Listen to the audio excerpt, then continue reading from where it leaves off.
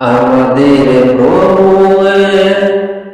একই নবী উম্মত, জীবন বিদায় ওই শিবানী কোরআন। তবে কেন কিন হে মুসলমান, এক করিয়া হবান। আমাদের প্রভু এক নবী উম্মত, জীবন বিদানে ওই শিবানী কোরআন। তবে কেন